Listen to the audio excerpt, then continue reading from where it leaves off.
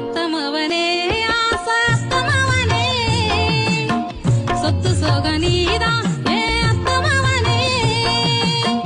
மாமமவளே ஏன் மாமமவளே மனசுல நீதான் ஏன் மாமமவளே எப்பொழுதும் என்ன வந்து சேரு மச்சானே உன் துணைவி நானே என்று எழுதி வச்சானே எப்பொழுதும் என்ன வந்து